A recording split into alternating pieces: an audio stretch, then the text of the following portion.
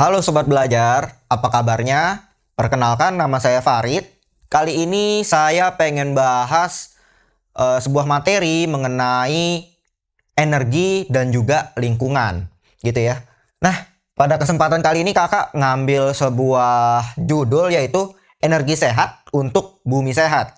Tentunya Sobat Belajar di rumah udah pada paham ya, kalau bumi kita itu sekarang ini tidak dalam kondisi yang baik-baik aja. Bumi kita sekarang banyak sekali mengalami masalah-masalah lingkungan, seperti contohnya polusi udara, kemudian polusi air, dan polusi-polusi lainnya gitu. Nah, hal itu juga disebabkan oleh penciptaan energi gitu. Salah satunya misalnya energi batu bara, di mana ketika kita menghasilkan listrik melalui pembangkit listrik tenaga batu baranya itu harus dibakar terlebih dahulu Sobat Belajar. Kemudian panasnya itu kemudian baru ditransfer menjadi listrik yang kita gunakan sehari-hari. Nah, proses pembakaran inilah yang sangat buruk gitu untuk bumi. Karena dia bakal mengeluarkan zat karbon, yang mana zat karbon ini bakal mengganggu lapisan ozon kita. Dan ya jadinya bumi kita jadi gak sehat seperti itu. Nah, tetapi di antara itu semua ada juga kok energi-energi yang ternyata dia memiliki daya dukung lingkungan yang sangat baik, teman-teman. Nah, pasti Sobat Belajar sering ya menggunakan alat-alat elektronik. Seperti contohnya handphone, kemudian mungkin Sobat Belajar menggunakan AC di rumahnya, ada kulkas, dan lain-lain. Sadar gak sih bahwa energi dari peralatan elektronik kita itu konsumsinya sangat besar. Dimana kalau kita nggak berhemat, artinya ya perlu memproduksi energi juga semakin banyak. Dan itu semua nggak bisa ditampung oleh energi-energi yang terbarukan. Karena memang saat ini jumlahnya masih terbatas di Indonesia. Nah, untuk di Indonesia sendiri konsumsi listriknya pada tahun 2015 itu mencapai 910 kilowatt per kapita. Artinya setiap satu orang di Indonesia selama 1 tahun itu dia mengkonsumsi listrik sebanyak 910 kilowatt. Itu jumlah yang besar banget Sobat Belajar. Mungkin kalau bisa kita bandingkan, listrik 20 kilowatt itu mungkin cukup untuk 1 hari kebutuhan kita di rumah gitu. Artinya 910 per orang per tahun itu jumlah yang sangat tinggi kalau dikalikan dengan jumlah penduduk Indonesia yang sampai 250 juta. Nah, maka dari itu penting banget untuk kita memberdayakan energi-energi lain yang tentunya sehat untuk bumi. Yang mana ketika kita menggunakan energi ini dan juga kita menghematnya, bumi kita jadi bisa lebih sehat. Nah, untuk mempelajari itu semua, kita bahas di materi ini. Bahan industri serta energi baru dan terbarukan. Nah, kalau Sobat Belajar pengen tahu kelanjutan dari materi ini, jangan kemana ya, karena sekarang belajar itu jadi lebih mudah. Makanya ayo belajar. Jangan lupa belajar, karena sekarang belajar itu mudah. Ayo belajar. Oke Sobat Belajar, seperti yang tadi kita udah bahas, bahwa energi itu ada loh ternyata yang energinya itu sehat untuk bumi. Nah, energi itu disebut dengan energi baru dan terbarukan. Nah, ini berkaitan juga dengan industri. Kenapa? Karena industri itu salah satu pengguna dari energi yang cukup besar gitu selain untuk kebutuhan rumah tangga. Nah, sebenarnya apa sih arti dari bahan industri? Jadi, menurut Undang-Undang Nomor 5 Tahun 84 tentang perindustrian, industri adalah kegiatan ekonomi yang mengolah bahan mentah menjadi bahan setengah jadi atau bahan jadi. Gitu, yang mana ketika barangnya sudah diolah menjadi barang yang telah jadi, tidak lagi bahan mentah, itu nilai secara ekonomisnya jadi lebih tinggi. Seperti itu. Begitu juga dengan energi. Gitu, ketika dia masih bahan mentah, tentunya nilainya secara ekonomis mungkin masih terbilang murah gitu ya. Tetapi kalau ketika sudah diolah, bisa jadi secara nilai ekonomis nilainya jadi lebih naik. Nah, dalam melakukan kegiatan industri tentunya kita memerlukan energi. Apalagi sekarang kan sudah industri yang modern gitu ya. Industri 4.0 yang mana industrinya memang berbasis digital gitu. Kalau kita sebelum industri 4.0, bahkan industri-industri sudah banyak menggunakan mesin-mesin, tidak lagi menggunakan energi dari tenaga manusia, sudah banyak digantikan mesin.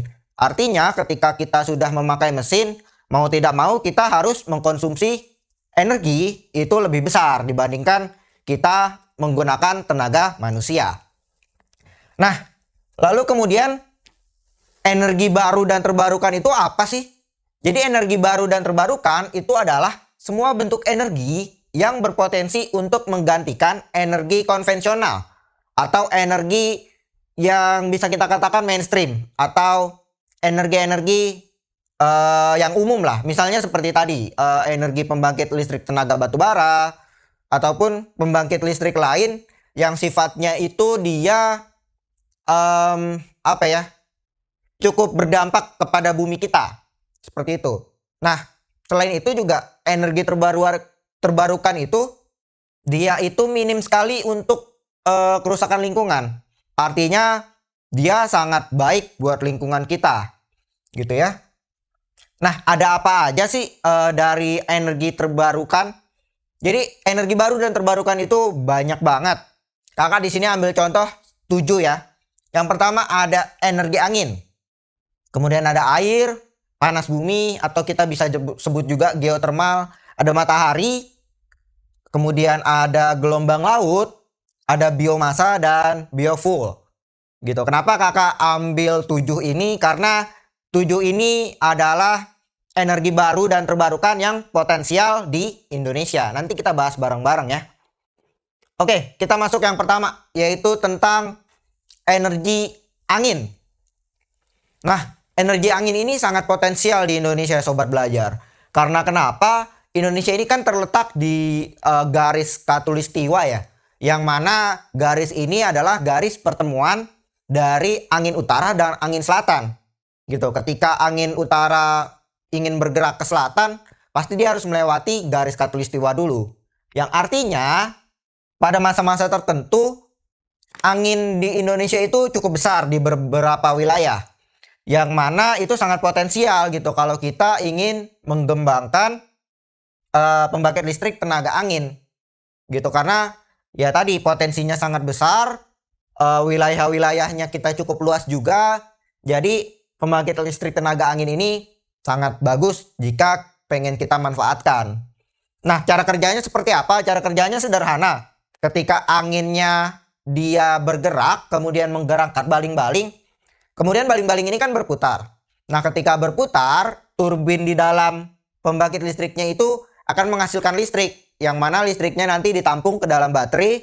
Nah, listrik inilah yang nanti kita bakal gunakan sehari-hari. Seperti itu, sobat belajar. Nah, berikutnya ada energi air. Setelah tadi angin, air juga memiliki potensi yang sangat besar di Indonesia. Apalagi Indonesia itu kan luas banget gitu ya, dan memiliki banyak sungai-sungai besar.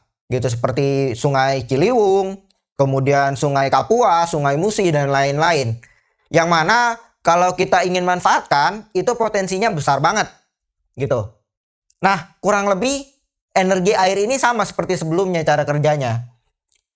Air yang bergerak itu nantinya akan menggerakkan turbin-turbin yang ada di pembangkit listrik. Gitu. Turbin yang bergerak ini kemudian dia akan berputar dan menghasilkan listrik yang mana nanti ditampung ke dalam baterai dan kemudian kita konsumsi sehari-hari.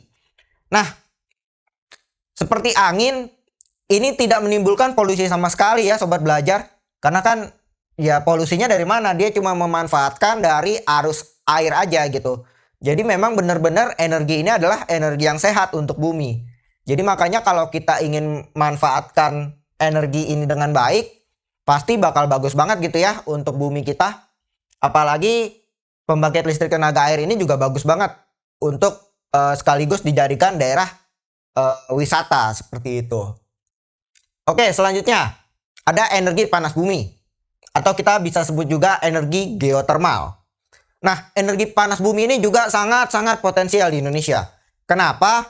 seperti yang kita tahu, Indonesia itu kan dia terletak di antara di 3 lempeng tektonik besar ya.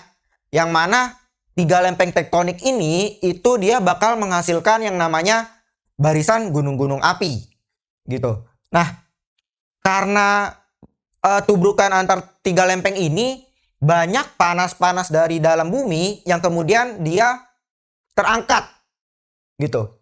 Nah, panas bumi ini bisa kita manfaatkan sobat belajar untuk kemudian di-convert menjadi sebuah energi gitu, yaitu energi listrik. Nah, potensinya itu sangat besar di Indonesia mengingat Indonesia gunung apinya banyak banget. Kemudian titik-titik geotermal atau titik-titik panas buminya juga banyak banget gitu.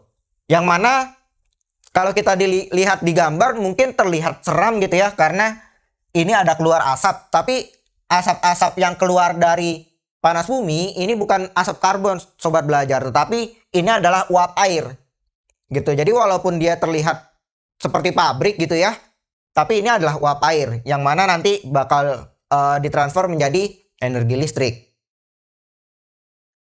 Oke, kemudian berikutnya ada energi matahari atau kita bisa sebut juga energi surya. Nah, energi surya ini juga dia sama seperti sebelumnya panas bumi, dia menghasilkan energi atau listrik melalui panas. Nah, untuk menangkap panas dari matahari, kita membutuhkan sebuah alat yang bernama panel surya. Nah, panel surya ini dia sangat baik gitu ya, menerima panas matahari, sehingga ketika panas matahari diterima dengan baik, panas itu kemudian ditransfer menjadi energi listrik yang mana bisa kita manfaatkan dengan baik gitu ya.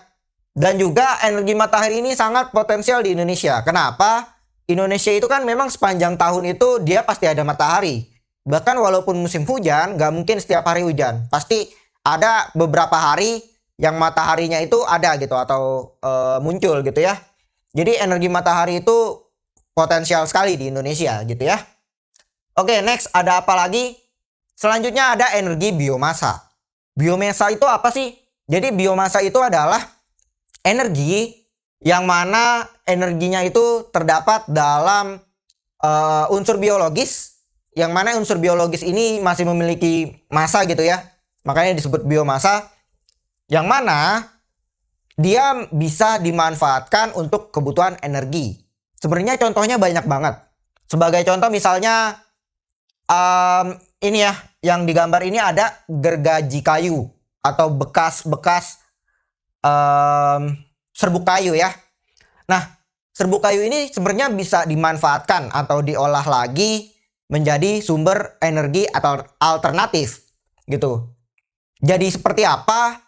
Kayu-kayu serbuk ini bisa diolah menjadi yang namanya wood pellet atau pellet kayu gitu. Mungkin di Indonesia pellet kayu ini nggak banyak digunakan atau jarang sekali penggunaannya di Indonesia. Tetapi di negara-negara Eropa seperti di Inggris, kemudian negara-negara Eropa lain kayak di Jerman dan lain-lain, wood pellet ini atau pellet kayu ini itu banyak digunakan. Salah satunya untuk sebagai bahan penghangat ruangan. Jadi kalau di Indonesia kan udah panas, jadi nggak butuh penghangat ruangan ya. Tetapi kalau di negara-negara Eropa yang memang iklimnya dingin, dia membutuhkan penghangat ruangan, yang mana penghangat ruangannya itu energinya dihasilkan dari pembakaran.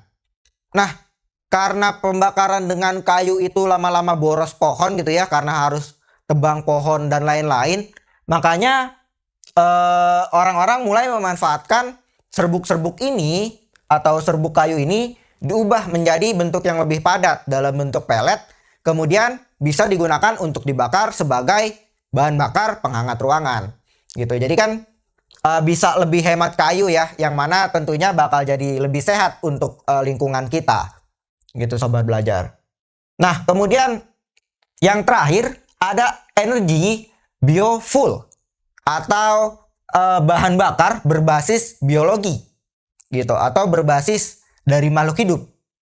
Kalau kita kan selama ini taunya bahan bakar ya cuma dari fosil gitu ya, fosil makhluk hidup yang telah lama mati kemudian mengalami proses kimia dan fisika di dalam bumi kemudian jadi minyak dan gas.